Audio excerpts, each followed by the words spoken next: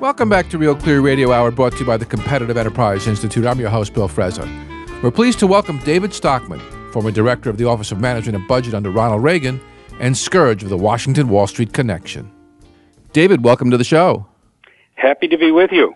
David, if I may quote, your website accuses the powers that be of leaving the public sector teetering on the edge of political dysfunction and fiscal collapse, causing America's financial system to morph into an unstable, bubble-prone gambling arena that undermines capitalist prosperity and showers speculators with vast windfall gains. David, is the day of reckoning soon upon us? Well, what you quoted, I think, about sums it up. And yes, I think the day of reckoning has already arrived, and we're now in the process of that unfolding and playing out. I think it started in China, and not that China is uniquely to blame for what's going on. I think what has happened is we've had 25 years of massive monetary expansion by all the central banks of the world. They call it financial repression. It means that interest rates everywhere have been driven towards zero or well below a honest market rate that would reflect supply and demand. That manipulation of the monetary system has caused a huge, massive expansion of debt. In 1995, maybe there was 40 trillion of debt in the world. Here we are 20 years later. There is 200 trillion of debt in the world, 5x increase, far, far more than the modest growth of GDP during the same period. So, David, what caused Western democracies to turn over so much power to central bankers? I think that is an excellent question, and it is not answerable, I think, by pointing to a specific decision or legislative act at a point in time. It was a gradual evolution that really began when Greenspan took over the Fed in 1987. Shortly thereafter, the huge stock market crash occurred in October that year.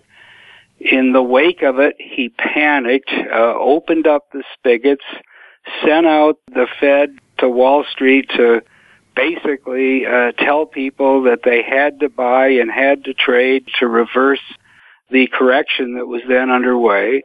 And from that point forward, step by step, the central banks seized more and more power. They seem to double down every time they have a problem. Right. 1994, we had the Mexican peso crisis. That was really the big money center banks of New York that had massively loaned to Mexico and Latin America. They were bailed out by the Fed. 1998, we had the long-term capital management crisis and the Russian meltdown. Again, Greenspan led the Fed into a bailout campaign that taught market speculators that there really wasn't any permanent downside. The Fed and other central banks would reflate the bubble.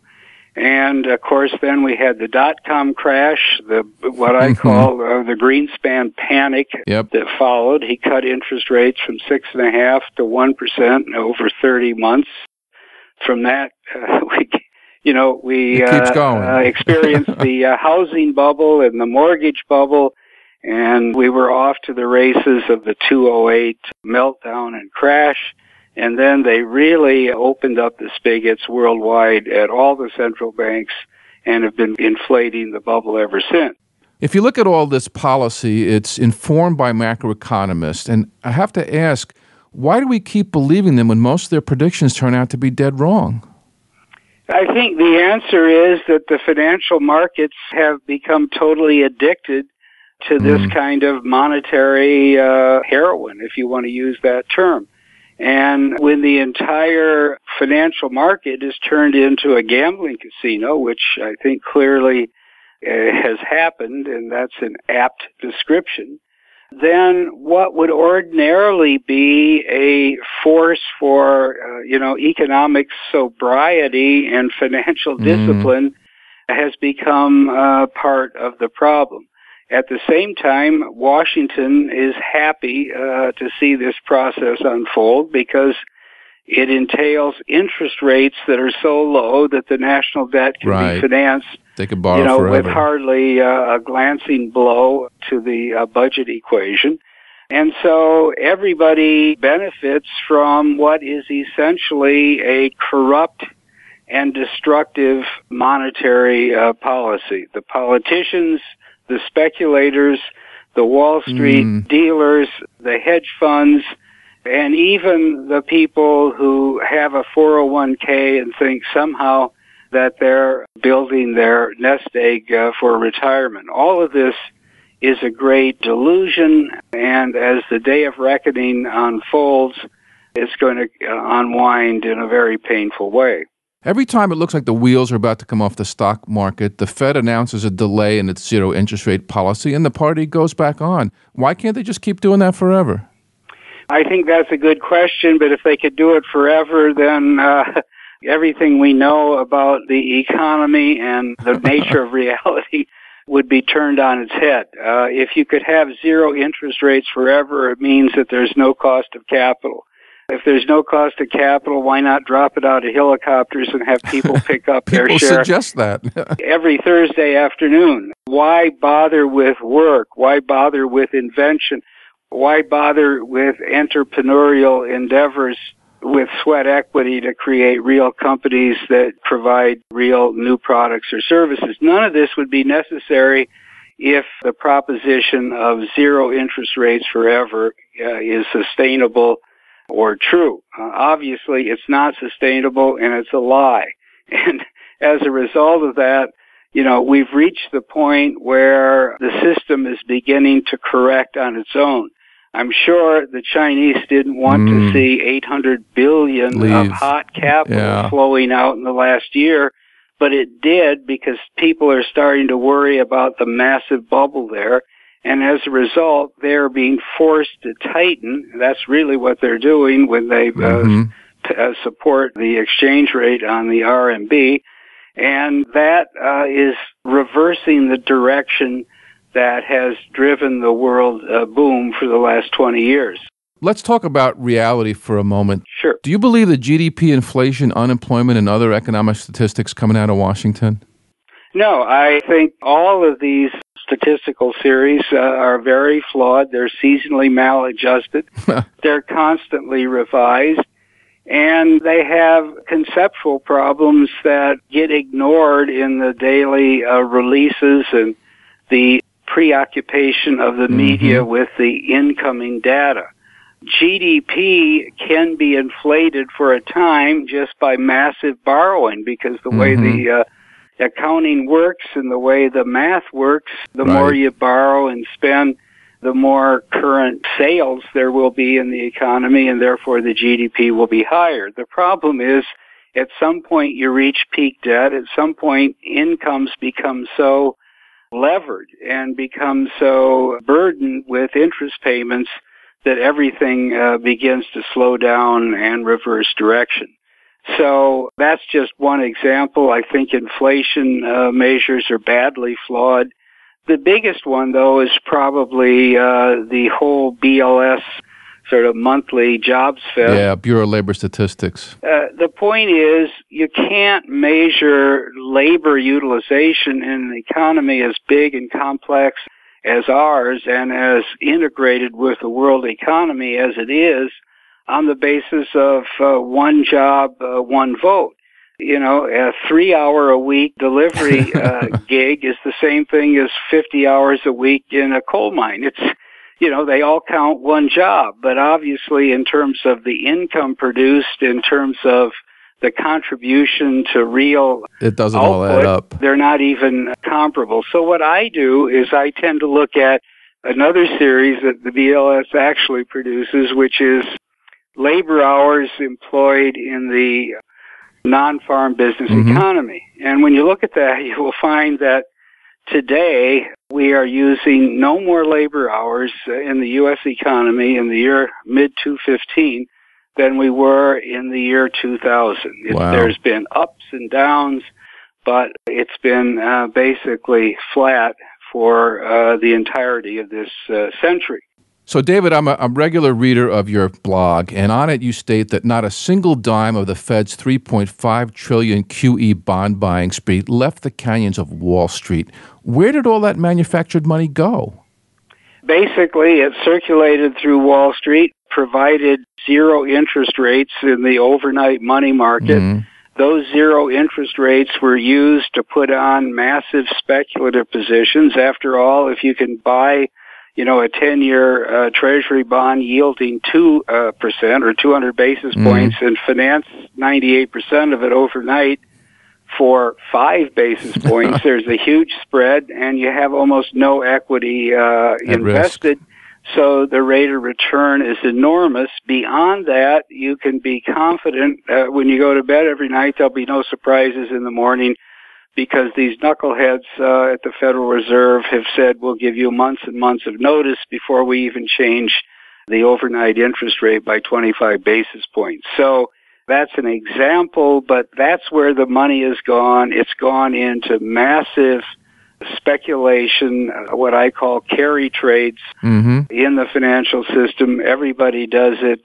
The hedge funds, the Wall Street dealers, and everybody in between. So let me be contrarian for a moment. When these masters of the universe take their ill-gotten gains from this speculating and go spend it in the real economy, doesn't this stimulate growth?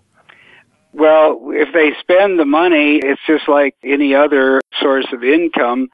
The problem is that wealth effect is temporary, not permanent. And the minute this bubble breaks, which it inevitably will, they always do. It did in 2000. It did in 2008. It will happen. Maybe it's beginning to happen already in 2015. Then you will get a reverse effect. So you can't inflate your way into prosperity by creating false gains in the price of financial assets and expect that will be the foundation for sustainable, permanent growth. David, you must be a very unpopular guy claiming you can't get something for nothing. Well, I think one of the principles that conservatives have had for a long time, going way back to the days when I was in Congress and in 1980 when the Reagan administration came into office, and that is that there's no free lunch. Sooner or later, economic growth and living standards have to be based on labor. They have to be based on innovation. They have to be based on enterprise and efficiency. They can't be based on a printing press in the basement of a central bank. And that is fundamental. That's the basic principle.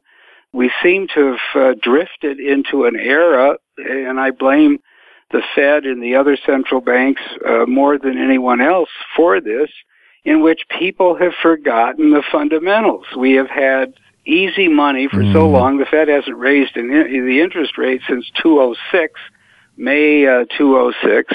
In the last 25 years, 80% of the time, the Fed has either been reducing interest rates or keeping them constant. There is almost no time during the last 25 years where interest rates have been allowed to rise based on true market conditions and supply and demand. And so as a result of this, I think there is a great delusion throughout the land, and that is that there is a free lunch, that we can keep this going have prosperity forever without the ingredients that really go into it. David, I'm going to put you on the spot. What's the Fed going to do this week? Will Janet Yellen pull the trigger and bump interest rates? I think they'll do what they can to obfuscate however they come out. In other words, I think they are confused. They are divided right now. They have finally reached the end of an 80-month period of zero interest rates. There is a recognition that sooner or later they have to allow interest rates to rise, even if only by a small amount.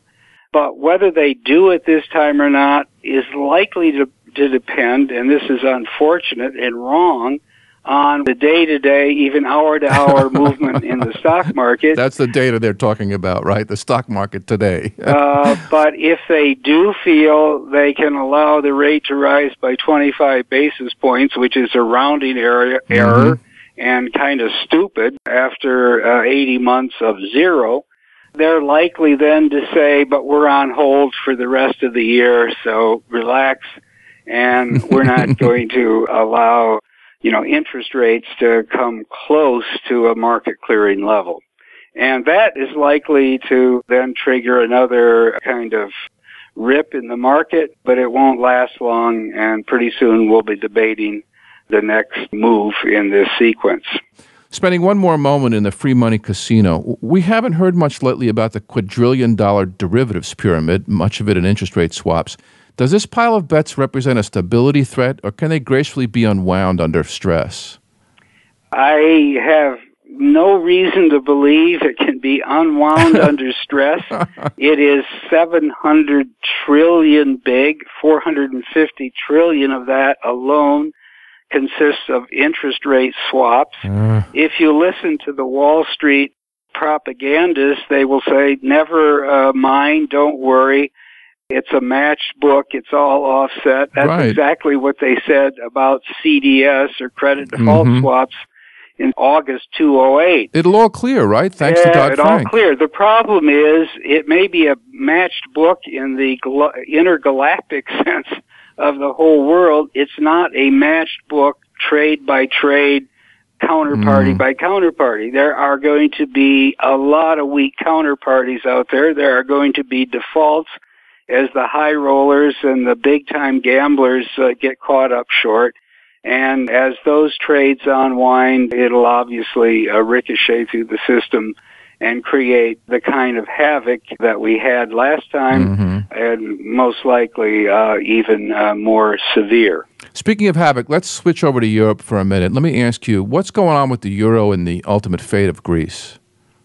Well, they've kicked the can again. On its face, absurd. Greece has upwards of $350 billion of public debt. It has an economy of less than $200 billion. They're now going to pile on $95 billion more and then try to get some of that back by selling off anything that's nailed down or anything that isn't nailed down in the public sector in Greece. This can't work. It will simply drive the Greek economy into even more difficult straits. But the powers that be in Brussels and in Frankfurt somehow believe that they can get away with this, that they can continue to kick the can, that Draghi can keep printing money at a rate of 1.2 trillion, which is the current, 18-month campaign. And again, go back to the fundamentals. Is this sustainable? Is this viable?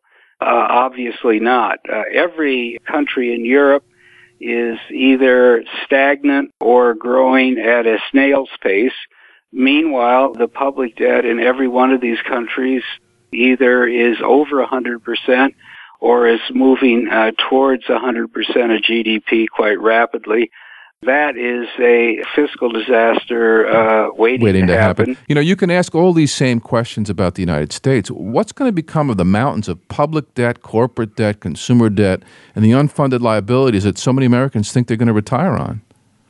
Well, those are all the questions that are being ignored or swept under the rug by this temporary happy time money printing spree that we're currently indulging in. But we do have 18 trillion of federal debt. We do have 60 trillion of public and private debt in the U.S. economy, 10 trillion more than we had on the eve of the financial crisis.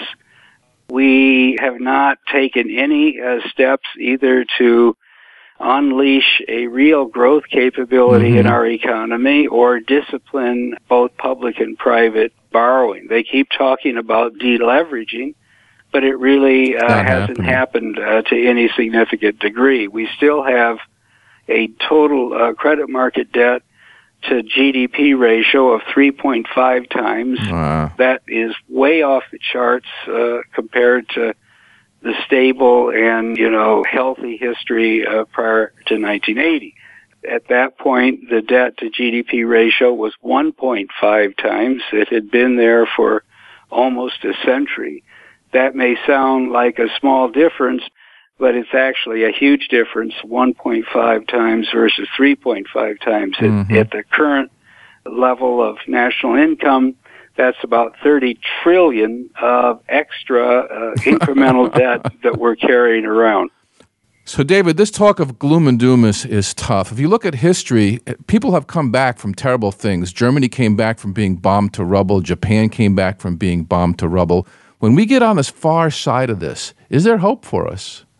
Yeah, I think at the end of the day, there is no reason why we can't shed all of these policy errors that have been adopted over the last 20 or 25 years. There's no reason why we can't have a house cleaning at the Fed and get back to sound money. There's no reason why the American people can't wake up and finally throw out the incumbents and elect some people who are willing to tell them the truth and bite the bullet and make some hard choices on our fiscal situation. That means entitlements have to be reformed. That means that affluent retirees don't get all their Medicare and Social Security. That means that we have to stop being policemen to the world and dramatically reduce our defense budget. All of this is possible.